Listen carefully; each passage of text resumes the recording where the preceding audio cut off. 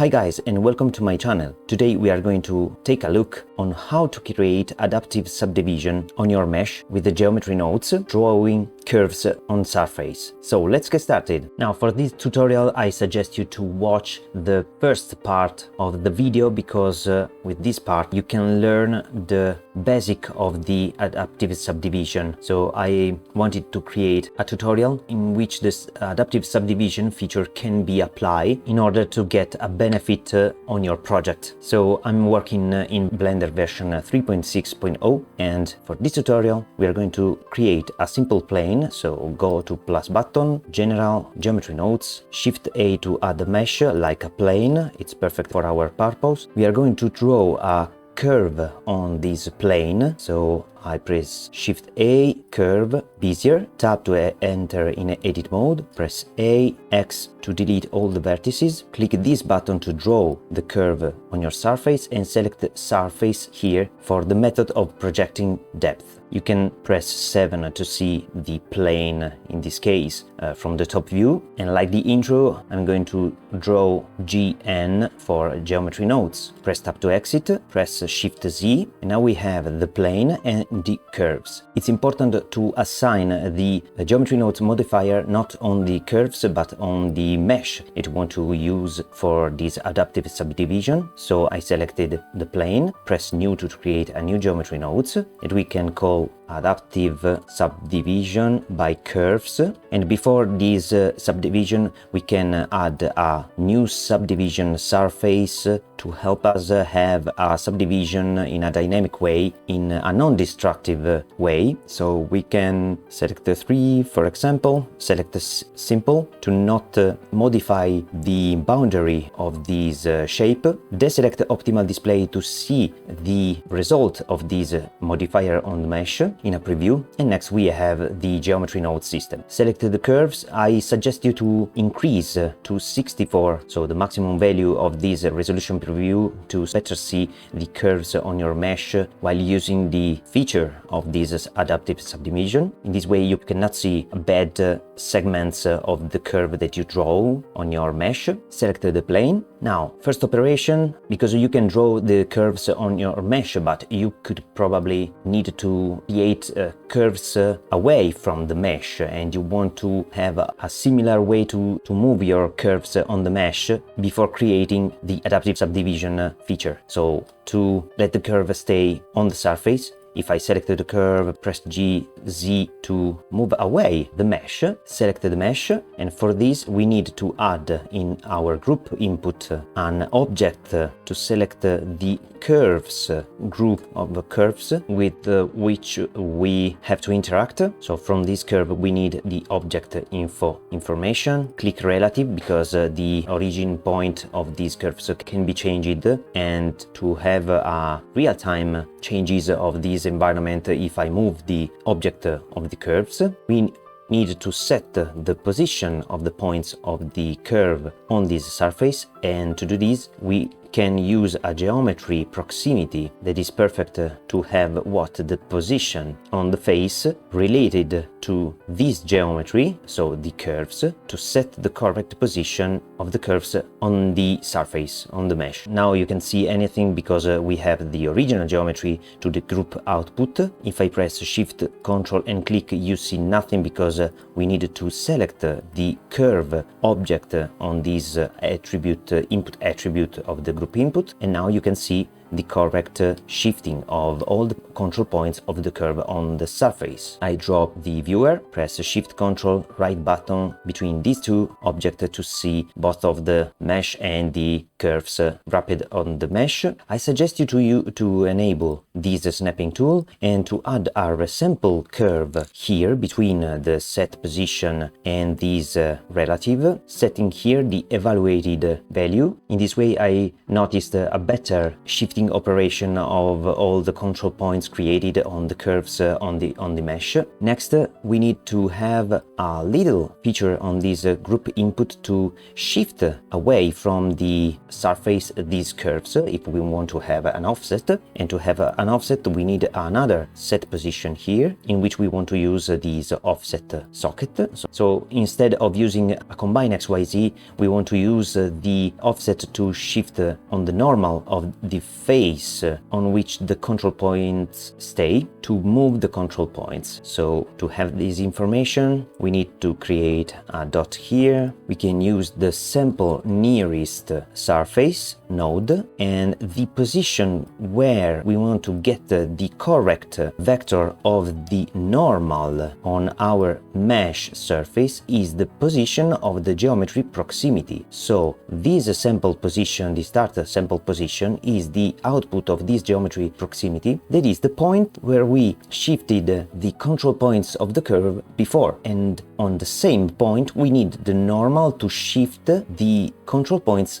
away from the surface. So now that we have these, we need to scale this normal vector and scale it with a new attribute that is a float that we can call offset from mesh from 0, for example, and link these to the offset. Now we can select the group input, shift D to duplicate it, and we can link the offset from mesh in the scale. And you can see now if I increase a little bit the offset, we have these shifting along the normal of the face on which the control points have been moved. Press H to collapse this node. We can select all these nodes, Ctrl J F2, preposition curves on surface. Now, the first idea before create the adaptive subdivision feature is to move, to shift the point of the mesh in which the control points stay down using the same normal. And to do this, I need to explain the operation. So imagine this segment, it is almost totally straight. And if we look this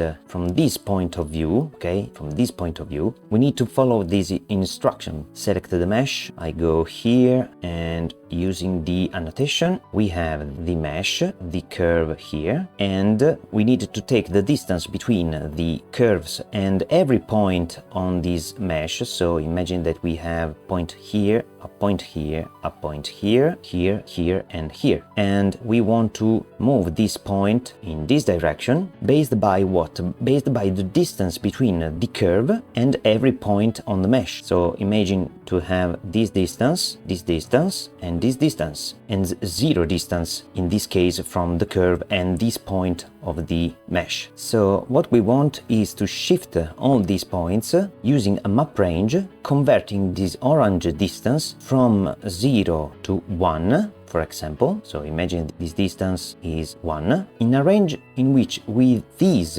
0 input value we want the biggest shifting of this point along the normal in a negative direction. So we want to transform this in minus a and 0. Because with the highest distance we want a little shifting. So we want to transform the mesh from this line to this line, because next we are going to create a profile curve for this curve. And if you use a simple map range, you can get this shifting, this linear shifting. But if you want to have a shifting like this, we need to apply a power mathematical operation to this output to have a smoothed curve here, to get this shape or this shape if you want. So to make this operation, we can easily transform these curves in a mesh, curve to mesh. From this output, we can use this geometry proximity because we want to evaluate the distance between the curves and the mesh, so the opposite operation that we made here from the mesh to the curves. We need to add on our group nodes 2 attributes, a float number of the strength to be able to manage the highest value of the shifting in this negative direction of the normal, and a second attribute to manage the power of our shifting. Now from this geometry proximity we can get the distance between what the curve and all the points of the mesh. So for each point, Blender will set the minimum distance for all the control points respect each vertex of the mesh and set the relative distance. So as described before, we need to use this distance in a map range where we want to set the minimum value of 0. So in the point where we have a 0 distance from the control points of the curves and the point of the vertices on the mesh, we need to have the highest shifting. So here in the toMin output, we need to use the group input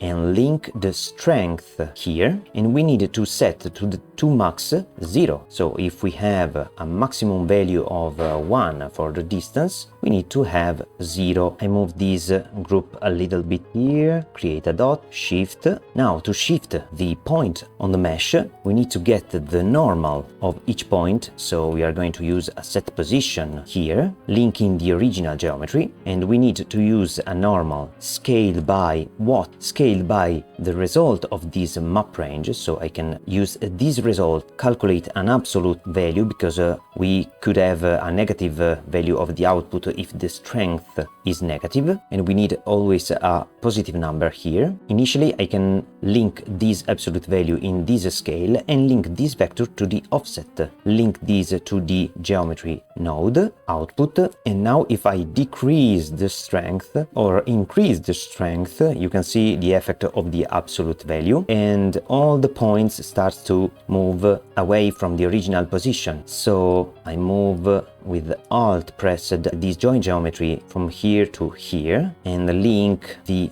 curve on which we moved the control points temporarily, it's obvious, and now you can see the shifting of the mesh. But we need to set here in the geometry proximity not the face but the point, so to have this type of shifting. And not only this, we need to multiply this absolute value by the sine of the original strength. So if I want to shift in the opposite direction of the normal, the strength needs to be negative. So from this I can get the sine -1, 0 or +1 and multiply this value by this absolute, so always positive number, and link this to this scale. Press H to collapse. Now we have a positive strength, but if I set a negative strength, you can see this shifting. If I press 1, you can start to see this behavior. If I increase temporarily the original subdivision of the surface, you can see a better result of this shifting. Now if I set -1, for example, you can see a perfect 45 degrees here, because as I mentioned in this example, if we have a linear operation from 0 to 1 to -a and 0, we can have a linear proportional shifting like this and like this line, so a linear result. But if we want this result as the intro, we need to go here, and before this multiply, we need to move this absolute value in a power mathematical operation and link the power exponent to this before multiply this value. And now if I press 1, I have the same result, because every number powered by 1 is the same number. It's obvious. But if I set 2, for example, I can see a little of this effect, like a parabolic equation. If I increase this, you can see this result. And if I increase a little bit the strength, you can see this effect. Shift Z to see the result on the mesh. If I increase a little bit the power, decrease a little bit the strength, you can see this effect. Now to have a perfect result, I would need to increase, I don't know, 20 or 30 times this subdivision, and these can let Blender to crash, because I would have lots of vertices on the mesh. So if you can see, if I press Shift Z, you can see the number of these faces, and I don't want this. I want to maintain the plane away from these curves with a low poly context, and near the curves I want to increase the number of the faces and have a high poly context. So this is the moment where the adaptive subdivision needs needs to be used. Now we can select all these nodes, Ctrl J, F2, compress effect. Now, how can we create the adaptive subdivision? So the adaptive subdivision is an operation related to an information that you need to decide when you want to subdivide a face into faces. And in this case, you can see if I decrease our mesh to 3 levels of subdivision, you can see this behavior. I can drop this join geometry because we don't need the curves on our surface. Now I can drop these and drop this point. So the idea is very simple. Imagine this case, we have the original mesh, we have the mesh shifted, we know the calculated distance and the scale that we used for the shifting operation of each point of the mesh, and we don't want to have these segmented faces, we want to have smoothed faces, and to do this we need to capture what? This distance, and ask us if this distance is greater than a value, and if it is greater than a value, so in this case this distance, this distance, this distance, we want to select all these part of the mesh and subdivide the mesh, and in this way we can create one level of subdivision limited to this value of threshold that we can set and add in our group input attributes. So first of all we need to add another float value, that is the subdiv levels of subdivision from 0 to 6, for example, like the original subdivision modifier of Blender. It is an integer number. Add another attribute that is the subdivision threshold from 0, that is a float value, and another attribute that I'm going to discuss next, that is the subdivision distribution from 0. So step by step we need to get this distance first, and this distance is this scale vector calculating the length, and this is the value of the white arrows here. And if this length is greater than what? A group input node linking the subdivision threshold, we want to use a separated geometry node to separate the mesh, selecting only the face with this result here, and with this selection we want to subdivide the mesh one time, and next join with the inverted mesh, so the part of the mesh that we don't use in the subdivided meshes. So in this way we can leave the rest of the mesh, so in this graph this part of the mesh and this part of the mesh as they are, and subdivide only this portion of the mesh. Now you can see I have here 0, so 0 length means that all the mesh have been selected in selections in this separated geometry, because all the values of the length, even if small, are greater than 0, so they are selected through this selection socket, and you can see all the mesh is subdivided. But if I increase a little bit pressing shift this, you can see with the 0.006 value only a partial of this mesh is subdivided, and because it's difficult to manage this attribute using the shift, we can use this subdivision threshold in a divide mathematical operation by 1000, for example, and link this value to the B socket. In this way I can manipulate in a more easy way without pressing shift this attribute if I want to manage the values. So you can see one level of subdivision is not enough, so we can increase the number of subdivision reusing some of these nodes. So for this reason I can leave out the length here, this dividing operation, select all these nodes, Ctrl G to create a subgroup. I can move the geometry up, rename the A in the length and B in threshold, press tab to exit from the group node, and we can rename it in adaptive subdivision. Now, why did I add these attribute subdivision levels? Because we need to manage how many levels we want to use to subdivide our mesh. I haven't used this attribute yet, and for this reason I can use it in a switch. So I can add a switch node here, link if the sublevels is greater than 0, I want to use the result of this first subdivision level. Otherwise, I want to use the original geometry and link these output to the geometry, and you can see if I have 0 here, I have no subdivision, and if I set to 1, I have the subdivision, or 2 or other values. So for this reason, I can move these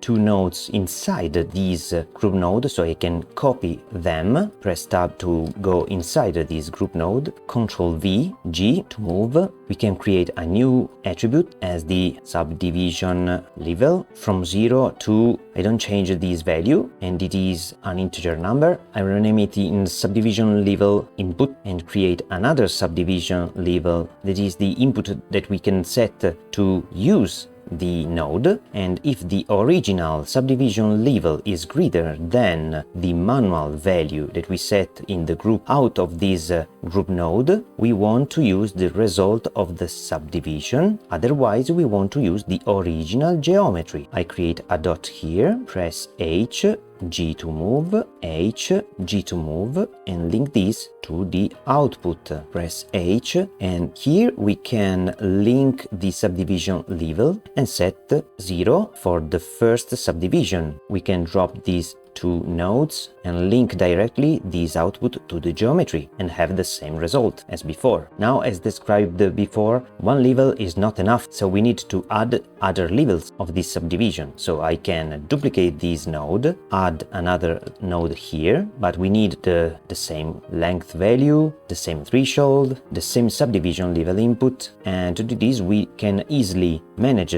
this group node, exporting the same values from the input to the output. To reuse these values, shift right button G to move here, shift right button drag and move these here, press tab and link the length, the threshold and the subdiv. But there is a problem. You can see I'm using the same threshold for the second level, and this is a problem because next, where we have here two new faces, so one here, one here, one here and one here, if we use the same threshold to assign another level of subdivision, we always use the same part of the mesh and subdivide it twice, and we don't want this. We want to have a partial part of the mesh with one subdivision, and next, if the threshold is higher than the previous, we want to assign a second subdivision, and so on for the rest of the levels of subdivision. And to do this, we need to calculate the new threshold based by the previous, and now we need to use the subdivision distribution. So the subdivision distribution is a simple factor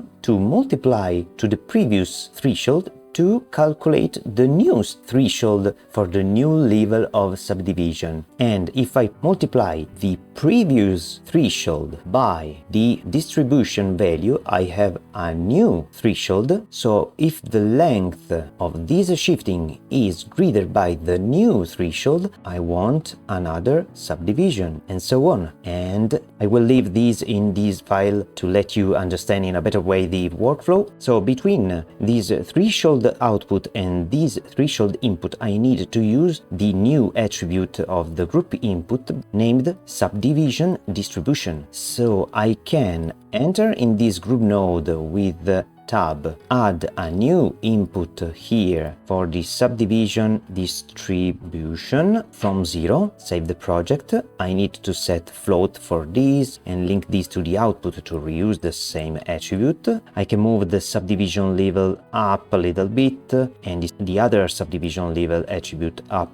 Press H to collapse this node, press tab, Ctrl H to this group input. Inside this node I can move the output of these attributes a little bit, and here in between this threshold and the output of the threshold, I need to take this value and multiply by the distribution and then link these to the new threshold. Press H, I move this dot a little bit, press tab. Now I can link this distribution here and set the sublevel 1 for this new sublevel element. Ctrl H to see the subdivision distribution and link this subdivision distribution to the first adaptive subdivision node. Press another time Ctrl H, and this is the result. Now if I set 0 for the sublevels, I have no subdivision. If I set 1 sublevels, I have one level of subdivision, but you can see if I increase the subdivision, nothing changes because I'm not using the second level of the subdivision, so this distribution is not used. It works only the subdivision threshold if I increase or decrease the value. And if I set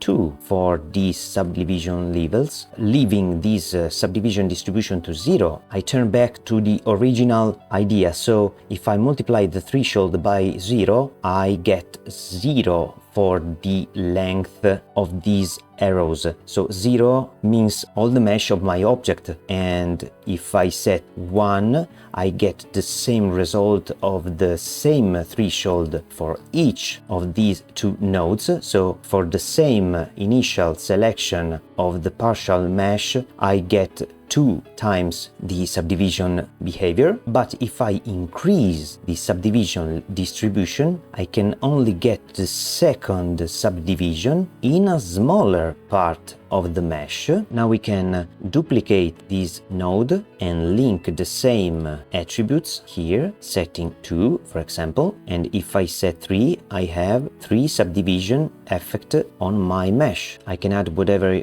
levels you need, so I can select all these nodes, Shift D. Now you can see this big issue on this surface. I set 4, for example, for these subdivision levels in this original modifier, and these parameters on my geometry nodes to see each of the adaptive subdivision behavior for each level. But there is a big issue here. If I press Shift Z, you can see an ugly representation of the adaptive subdivision, and this is because we used this set position to move the faces and the points of the original mesh before this adaptive subdivision feature, and this is a bad behavior. So in detail, the reason is because this normal attribute here is used in 2 different contexts. One context is this, so I have the original geometry, that is the original plane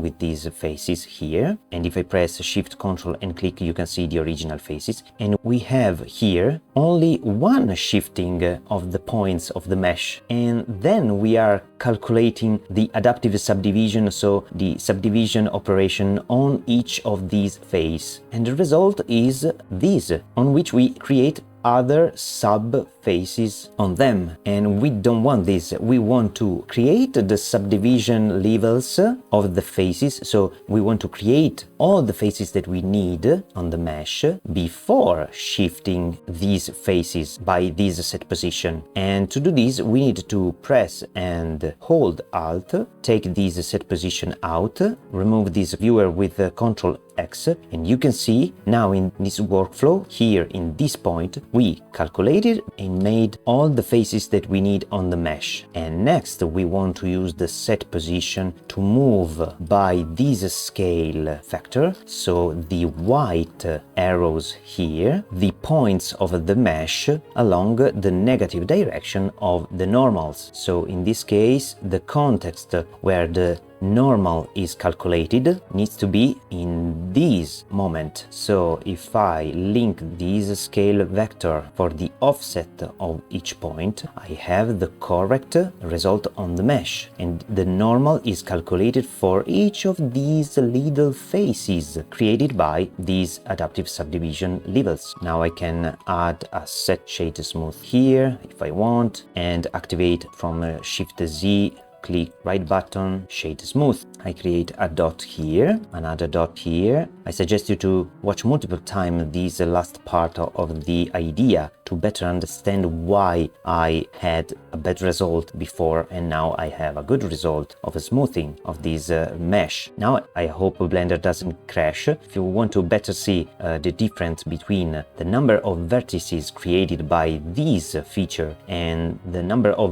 vertices if I would subdivide all the meshes 6 times, you can see this value here, 73,000 of vertices, and if I set 0 in the subdivision threshold, so I want to subdivide 6 times all the faces because I set 0 for the length, you can see we have near 1 million of faces. So work with 1,073,000, it's a huge advantage. Maintaining a good result of the surface, because in this point of this mesh we have a good result of the subdivision. So I set 0.01, for example, we have 86,000 of vertices. Press Shift Z, we can hide for a moment the original curve, and you can see I can offset from the mesh the shrink-wrapped curves on geometry to have more or less effect on my geometry. And if I want to have not a compress but an extended effect,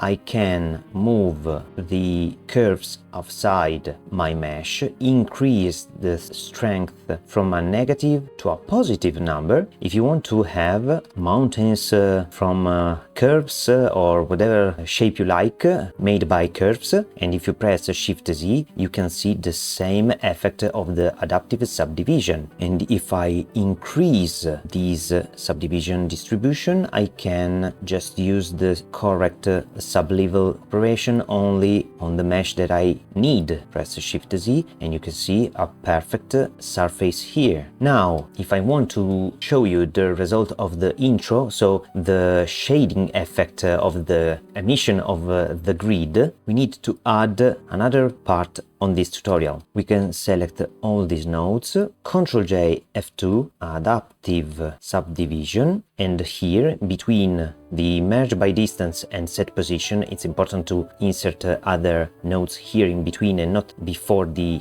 merge by distance, to not have 2 or more vertices in the same position but not linked together. So I press G and X, and what we need is to have a gradient from 0 to 1, for example, based by the distance, the length, the scale that we used here, the strength that we used here in the shading editor. So I set for example 0 and minus 0.8 here and 4 for the distribution. I can decrease a little bit, minus 0.9. Okay, I have this. I can increase a little bit the adaptive subdivision feature, and now I can use a map range to remap what the length in a linear mathematical equation that we can use in the shading editor. So I can link this length in a map range, but before the map range I want to get the minimum and the maximum values of this length. So I can link this in a statistic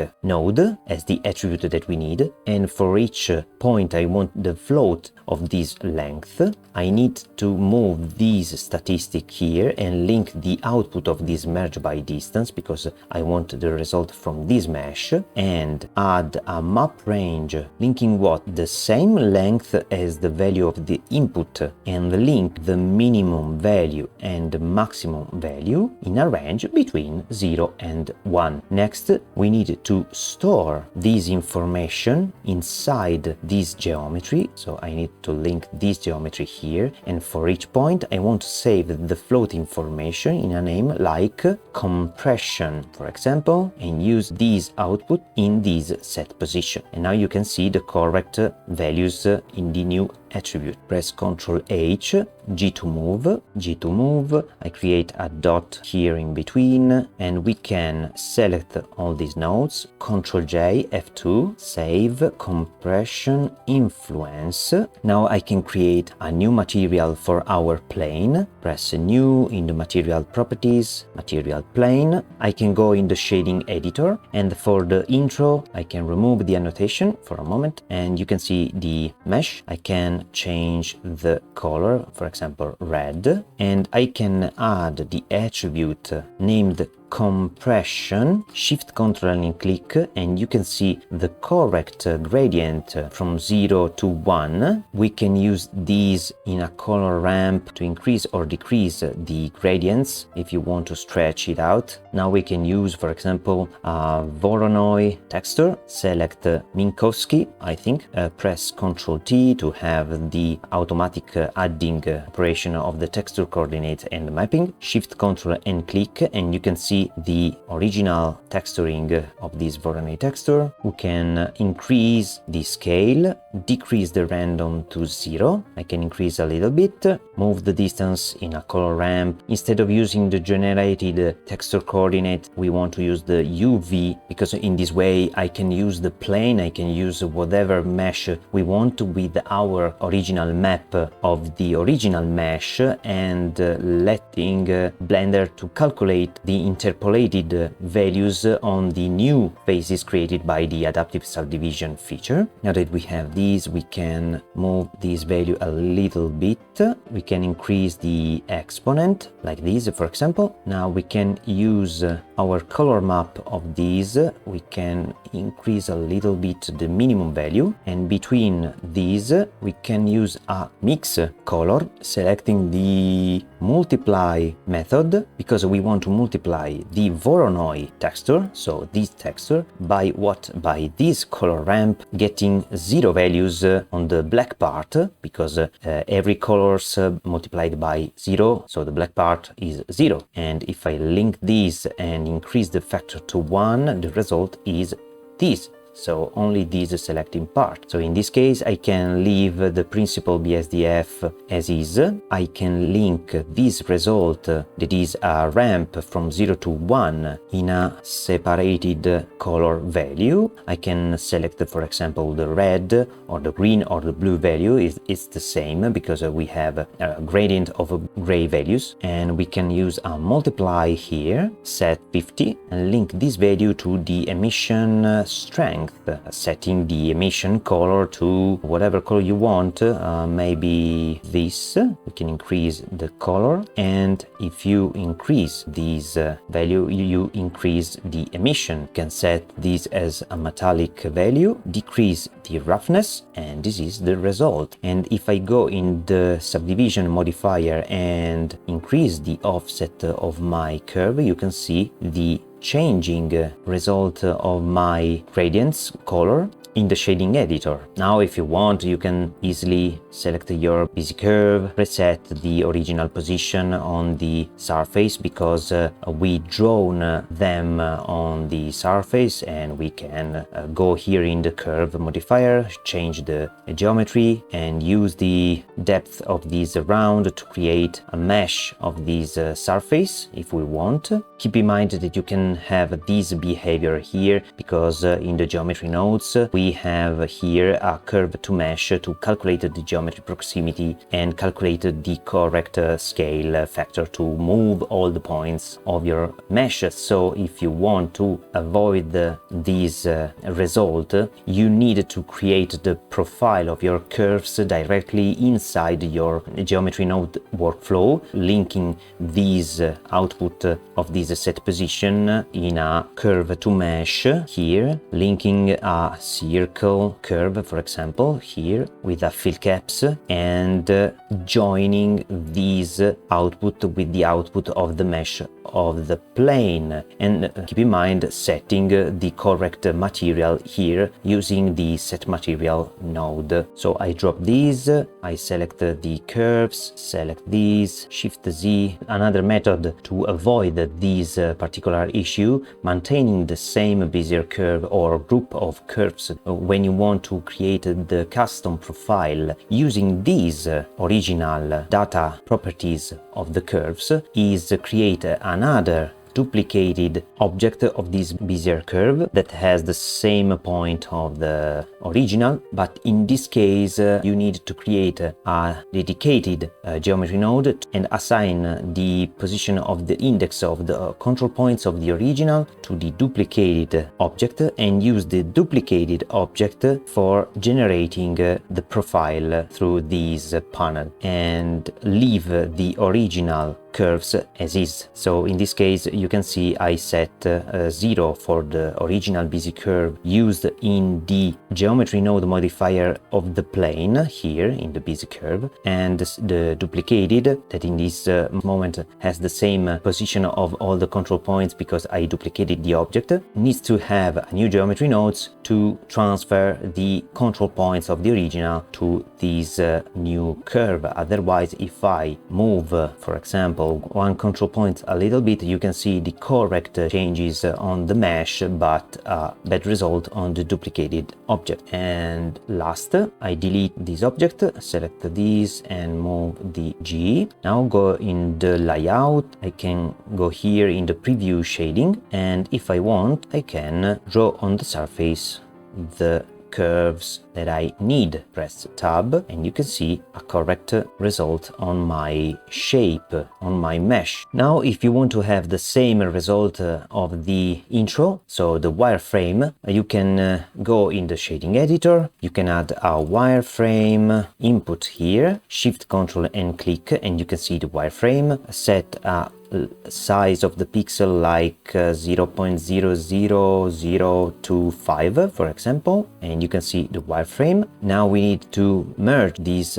result with the previous principal BSDF, and for this I can link this in the emission color of an emission, shift control and right button between these two nodes to have a mix shader. But we need to set a correct factor, and the correct factor is a gradient from 0 to 1 for example, in a diagonal direction. Based by what? Based by the coordinate system taking the generated value in a mapped node. We can separate these values to get the x ramp, the x gradient of the x-axis, or y if you want, it's the same. Now in this case I set the x, and I need to rotate on the z-axis by 45 degrees for example, and move the x to shift the gradient where I want, link the x in a map range, because if I use this output of the result in the factor of the mix shader, pressing shift control and click, you can see the result, but you can see I have two wireframe shader showed here, so I need to play with the two max of the ramp if I want to hide this effect in a smoothed way, and this is the final result. And you can see the result of the adaptive subdivision features and the correct shader output. You can use this technique of adaptive subdivision based by other information and other parameters of your surface, of your mesh curves, or whatever you want, and I think this is a good and simple case where you can learn this technique. So this was the tutorial. Thank you guys for watching this video. I hope you like it. You can download this project from my Gumroad page or create it from scratch. If you like what I'm doing, please subscribe and leave a comment or check a like. Thank you for your support, and see you to the next tutorial. Bye!